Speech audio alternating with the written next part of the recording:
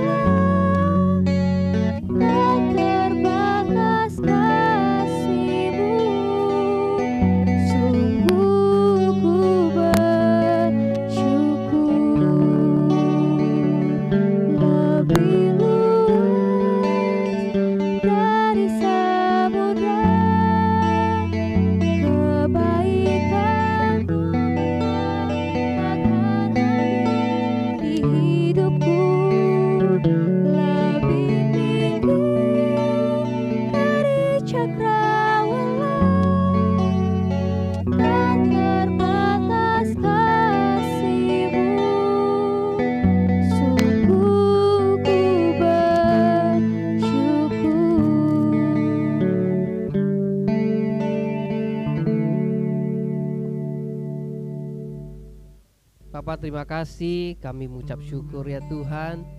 Kami punya Tuhan yang baik, kami punya Allah yang baik.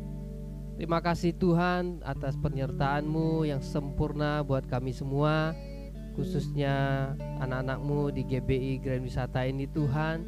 Kami sungguh mengucap syukur. Sebentar kami akan meninggalkan tahun 2020, dan kami tetap semangat mengikuti Tuhan. Kami tetap setia, kami cinta akan Tuhan. Terima kasih Bapak, terima kasih Tuhan. Sebentar kami akan duduk diam mendengarkan sedikit firman-Mu. Berbicaralah ya Aba.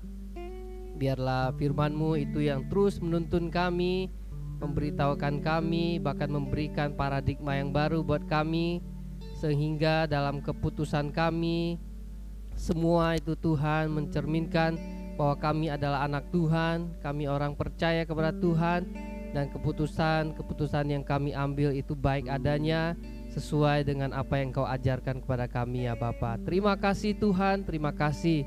Kami sungguh mengucap syukur ya Tuhan, punya Allah, punya Tuhan seperti Engkau ya Yesus. Terima kasih Tuhan, di dalam nama Tuhan Yesus. Haleluya, amin. Ya, shalom saudara dikasih Tuhan, puji Tuhan. Sebentar lagi kita akan dalam beberapa jam ke depan, kita akan segera meninggalkan tahun 2020. Nah, banyak hal yang terjadi di tahun 2020. Nah, satu hal yang kita patut mensyukuri bahwa kita ada sampai saat ini, sampai detik ini, bahkan sampai jam ini kita masih tetap ada. Ini semua karena kebaikan Tuhan. Nah, sebelum saya masuk ke firman Tuhan, Bapak Ibu Saudara, hari ini bersama dengan saya, orang-orang yang luar biasa, anak-anak muda yang dipakai Tuhan. Dan saya mau perkenalkan satu-satu supaya kita bisa, walaupun mungkin sudah beberapa bulan kita tidak bisa bersama, tapi kita masih bisa tetap bertatap muka via online. Nah, di samping saya yang sudah tidak asing lagi, si Ovel Setiadi, terus ada Yefta juga, terus ada Agin, terus ada Reni, terus ada Denis. Di sampingnya juga ada Stefani, terus ada Valen, terus ada Aldi, dan ada yang paling ganteng si Deo. Nah, Deo sering di belakang nih, hari ini dia muncul di depan. Puji Tuhan. Nah, Bapak Ibu Saudara, saya juga mau mengajak kita merenungkan yang namanya apa yang terjadi selama tahun 2020. Nah, kita coba merefleksi apa yang sudah terjadi di tahun 2020. Nah, menariknya adalah tahun 2020 itu banyak sekali orang berencana menentukan ini, menentukan itu. Tapi apa yang terjadi? Nah, saya juga ingat di tahun 2020 di awal gereja Tuhan di tempat ini juga baru membuka ibadah ketiga.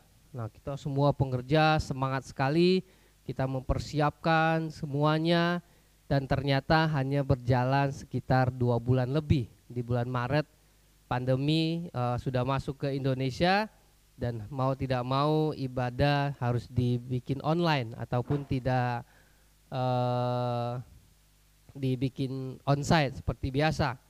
Nah, Bapak Ibu Saudara, coba kita berpikir apa yang sudah kita rencanakan, apa yang sudah kita tentukan. Ternyata memang bagian kita hanya merencanakan. Tuhanlah yang menentukan. Nah, di Yeremia 10 ayat 23 saya bacakan buat Bapak Ibu Saudara. Yeremia 10 ayat 23, aku tahu ya Tuhan bahwa manusia tidak berkuasa untuk menentukan jalannya, dan orang yang berjalan tidak berkuasa untuk menetapkan langkahnya. Nah, Bapak Ibu Saudara, Yeremia sudah menuliskan di kitab Yeremia 10 bahwa Tuhan itu yang menentukan segalanya. Kita sebagai manusia hanya bisa merencanakan ini itu. Bahkan saya melihat di tahun 2020 ini, wah banyak sekali orang merencanakan akan nikah, wah punya angka bagus nih. Tanggal 2 atau bulan 20, bulan 2 tahun 2020. Bukan bulan ya, salah. Bulan 20. Bulan 2, pokoknya angkanya bagus disusun. Nah, tapi ternyata semua tidak terjadi. Artinya sekali lagi Bapak Saudara, kalau kita merefleksi tahun 2020, pastikan kita mengerti bahwa bagian kita hanya merencanakan. Yang menentukan tetap Tuhan. Makanya perlu kita mengerti. Makanya Yeremia juga mengajarkan kita bagaimana kita ini hanya menetapkan dan Tuhan itulah yang menentukan. Nah, bersama saya banyak sekali anak muda dan saya mau pastikan bahwa generasi Yeremia yang sudah disoundingkan dari awal bahwa kita akan banyak sekali generasi Yeremia di tempat ini. Nah, perlu kita ketahui bahwa Yeremia itu terkenalnya dengan nabi yang tidak kompromi. Nah, saya berharap anak-anak muda di sini juga kompromi terhadap dosa terutama. Nah, Nabi Yeremia ini menarik sekali kalau kita baca ya. Dia itu nabi yang ditugaskan untuk memberitahukan sesuatu yang buruk. Nah, biasa kalau nabi-nabi lain seperti Nabi Yesaya itu kan nabi pengharapan disebutnya. Dia mengasih pengharapan supaya umatnya bisa tetap berpengharapan kepada Tuhan. Nah, berbeda dengan Nabi Yeremia. Nah, Nabi Yeremia adalah nabi yang dikenal sebagai nabi yang keputusasaan. Justru dia tuh sebenarnya harus memberitahukan sesuatu yang buruk waktu itu kepada umat Tuhan, ke raja. Makanya dia dianiaya, dia dihina, bahkan dia diasingkan. Itu Nabi Yeremia. Tapi dia terkenal tidak pernah kompromi. Walaupun apa yang disampaikan itu buruk adanya. Nah, pastikan juga di sini banyak anak muda ke depan tahun 2021 itu juga akan banyak tantangan-rintangan, tapi pastikan kita tidak kompromi sama dosa. Nah, itu harapan saya. Sekali lagi, poin pertama untuk kita untuk merefleksi tahun 2020 adalah bahwa kita ini hanya bisa merencanakan. Yang menentukan itu tetap dari Tuhan. Makanya perlu kita mengandalkan Tuhan. Perlu kita memberikan yang terbaik sama Tuhan, mengandalkan Tuhan dalam setiap aspek kehidupan kita. Puji Tuhan. Nah, sebelum masuk poin kedua, mungkin kita akan nyanyi satu lagu dulu.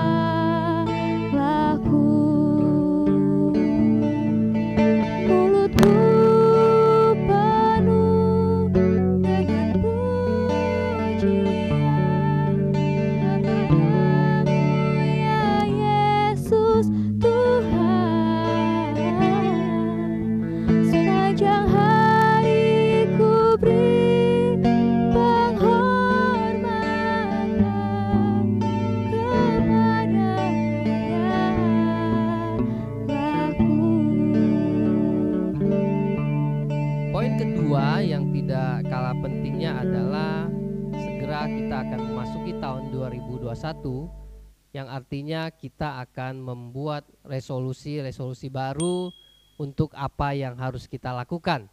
Nah, sekali lagi bagian kita itu merencanakan. Dengan poin 1 tadi, bagaimana Tuhan yang menentukan, bukan berarti kita tidak usah rencanakan apa-apa. Tapi tetap kita harus merencanakan ke depan, kita harus bagaimana pekerjaan kita, keluarga kita harus coba merencanakan. Dan disinilah ketika kita merencanakannya itu kita berserah kepada Tuhan. Nah, di Amsal 24 ayat 6 dikatakan, karena hanya dengan perencanaan engkau dapat berperang, dan kemenangan tergantung pada penasehat yang banyak. Nah, Bapak Saudara, Amsal 24 ayat 6 ini luar biasa sekali mengajarkan kepada kita bahwa ketika kita mau berperang ataupun ketika kita mau merencanakan sesuatu, memang harus didiskusikan dulu, dibicarakan, dipikirkan. Di sini dikatakan kemenangan tergantung pada penasehat yang banyak.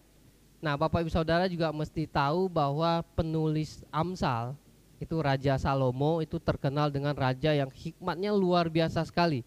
Tuhan memberikan dia hikmat yang luar biasa supaya dalam setiap keputusannya itu sungguh benar adanya ataupun tepat sasaran. Makanya sini dituliskan bahwa karena hanya dengan perencanaan engkau dapat berperang. Nah, pastikan tahun 2021 juga kita tetap merencanakan apa yang harus kita lakukan, bagaimana dengan keadaan keluarga kita, bagaimana dengan pelayanan kita, semua harus direncanakan. Dan di tengah perencanaan itu kita berserah kepada Tuhan. Nah, ini yang akan indah dan pastinya terutama anak-anak muda di tempat ini juga, saya pastikan bahwa kita ini satu tim, saling bekerja. Di dalam keluarga pun tetap ketika sudah bisa bekerja, jangan lupa tetap harus diskusi sama orang tua. Apa yang dilakukan, bagaimana keadaan keluarga, harus mulai memikirkan. Jangan hanya mau enaknya saja. Nah, jadi untuk tahun 2021 pastikan Bapak Ibu Saudara semua mulai menuliskan apa yang harus dikerjakan dan didoakan supaya Tuhan ikut campur tangan. Dan kalau itu terjadi, itu adalah merupakan sesuatu yang baik. Dan walaupun tidak terjadi ataupun ada situasi yang membuat tidak terjadi, kita tetap percaya dan berserah kepada Tuhan. Nah, ini sangat penting sekali untuk kita mengerti. Pastikan kita merencanakan segala sesuatu sebelum kita berperang. Nah, itu poin yang kedua buat kita semua. Dan kita akan masukin poin ketiga. Sebelumnya kita akan nyanyikan satu lagu lagi. Kasih setiamu yang ku rasakan lebih tinggi dari langit biru. Kebaikanmu yang telah kau nyatakan lebih dalam dari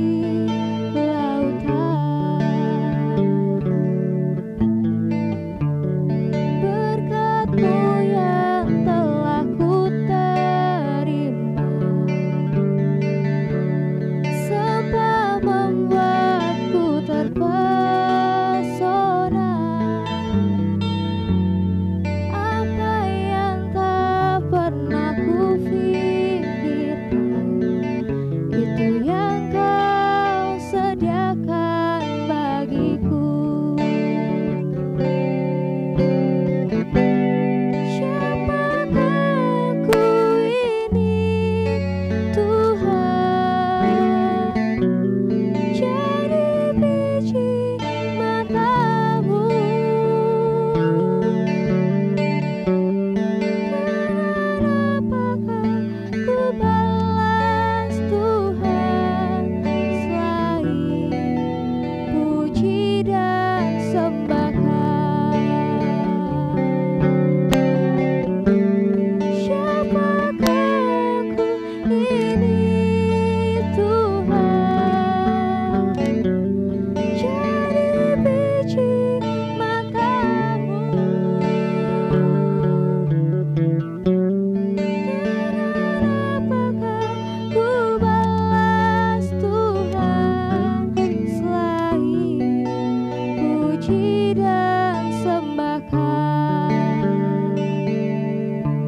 Tuhan. Poin yang ketiga yang menjadi alasan kenapa saya hari ini berkumpul dengan anak muda di tempat ini adalah bonus demografi. Nah, Bapak Ibu Saudara mungkin sudah sering dengar di TV ataupun di iklan bahwa negara kita sekarang memasuki yang namanya bonus demografi. Nah, apa itu bonus demografi? Bonus demografi adalah bonus di mana ada penambahan usia produktif kerja. Nah, anak-anak muda di tempat ini. Nah, penambahan usia produktif kerja yang berimbas pada kejayaan bangsa kita. Nah, bangsa kita adalah bangsa yang besar. Diprediksi kita ke depan akan memasuki menjadi bangsa yang luar biasa, di mana kita begitu banyak anak-anak muda yang siap bekerja. Nah, untuk itu saya mau memberikan pesan buat anak muda di tempat ini supaya betul-betul bisa produktif. Nah, sekarang pertanyaannya bagaimana seorang anak muda itu benar-benar bisa produktif, bisa bekerja dengan baik, bisa menghasilkan dengan baik. Nah, ingat Bapak Ibu Saudara, bonus demografi ini adalah bonus di mana anak muda ini berbeda dengan 10 tahun yang lalu, di mana satu keluarga itu suami istri atau papa dan mama harus menghidupi banyak anak. Nah, ketika orang tua ini harus menghidupi banyak anak, harus bekerja dengan banting tulang istilahnya, hasilnya pun tidak begitu maksimal. Akhirnya pendidikan mungkin ada yang tidak bisa sekolah sampai tinggi, ada juga yang mungkin harus putus sekolah. Nah, bonus demografi ini berbeda. Nanti justru anak muda ini yang tadinya mungkin orang tua itu punya anak 4, 5, bahkan ada yang 7, ada yang 9. Nah, ketika waktu itu dia harus susah menghidupin anaknya, nanti di bonus demografi berbalik. Justru anak muda itu lebih gampang menghidupi kedua orang tuanya. Bayangkan kalau ada 7 anak atau 8 anak, dia cuma bisa menghidupin 2 orang tua itu. 1 orang bagi berapa itu udah cukup.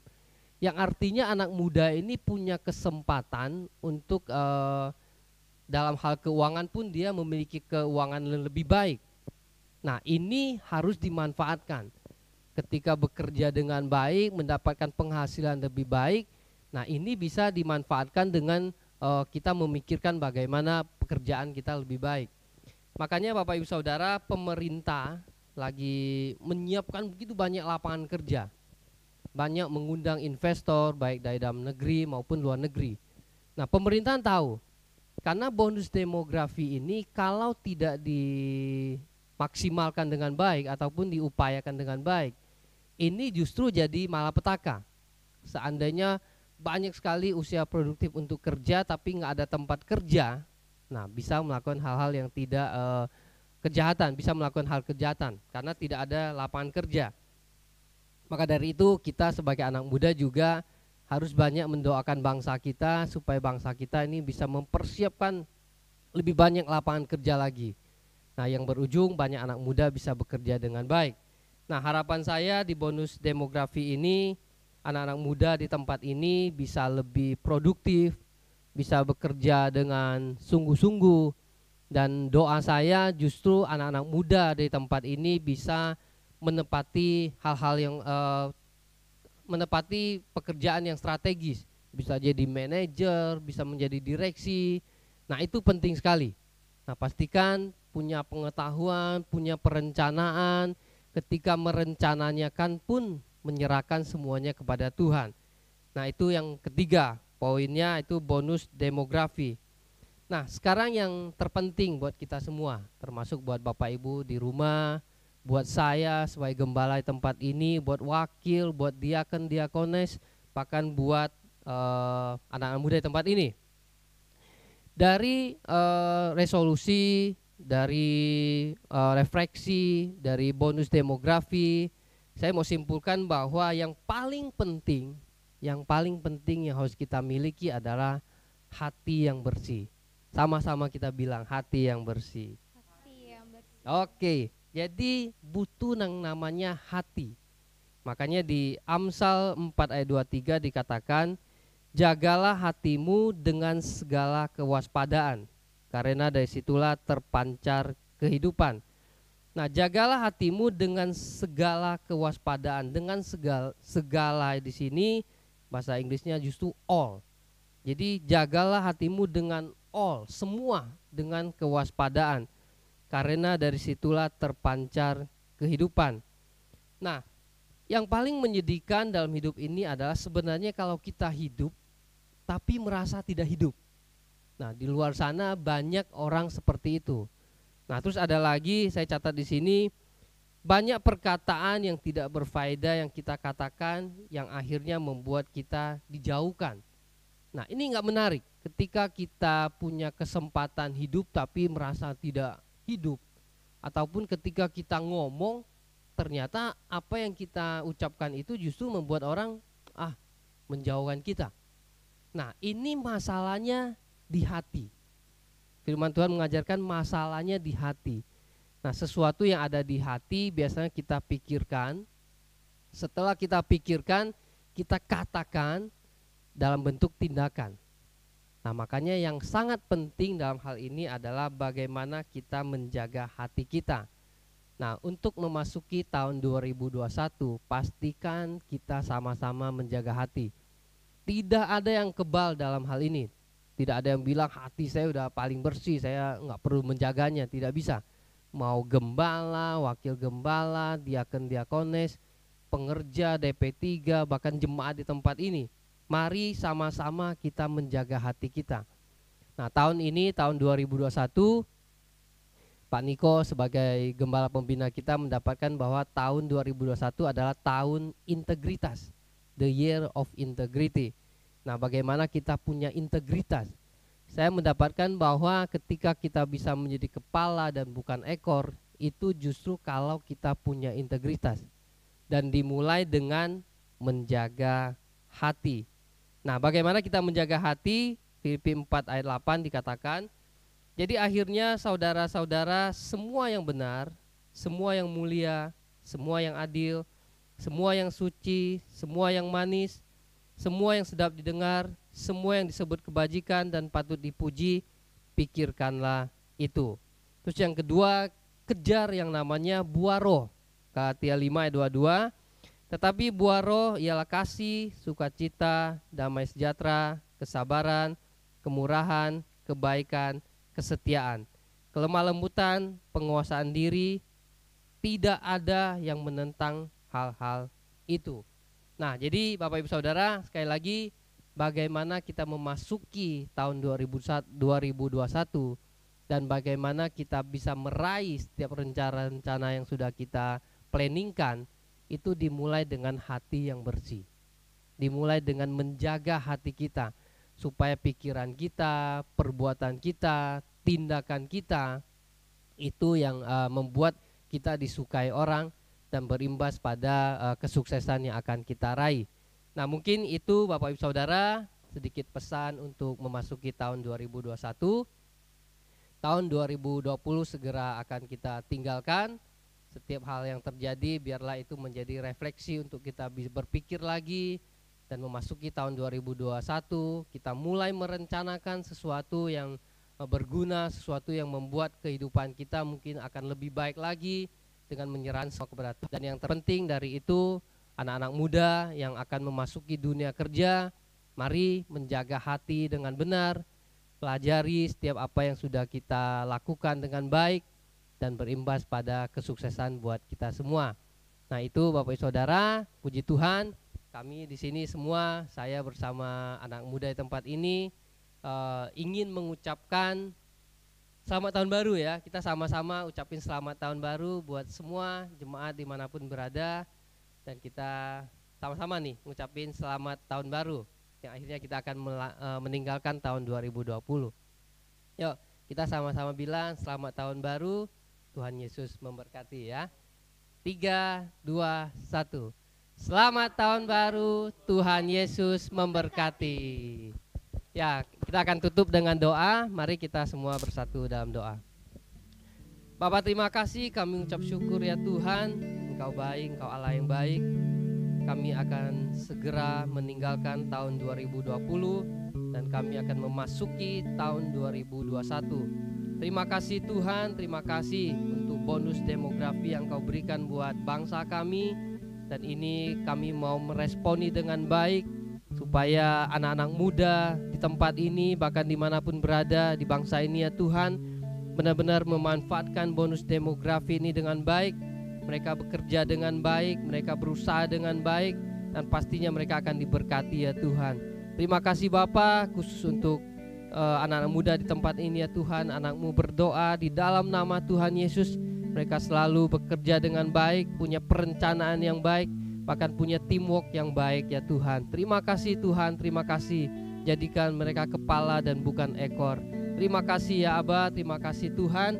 Dan untuk rencana gereja di tempat ini di tahun 2021 akan memulai ibadah onsite ataupun ibadah tatap muka. Kau berkati ya Tuhan setiap pengerja yang sudah ada.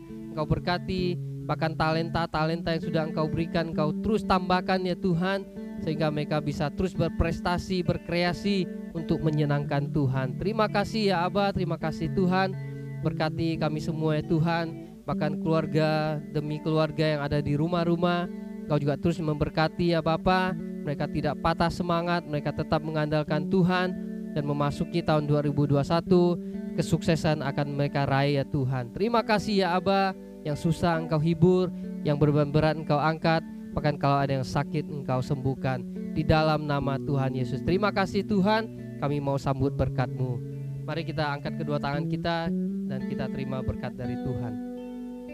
Berkat yang melimpah-limpah dari Allah Bapa di dalam Anak yang tunggal Tuhan Yesus Kristus, serta penghiburan yang manis dari Roh Kudus menyertai kita mulai saat ini sampai kedatangan Tuhan Yesus yang kedua kali, bahkan sampai selama-lamanya. Kita semua yang sudah diberkati Tuhan sama-sama katakan amin, amin.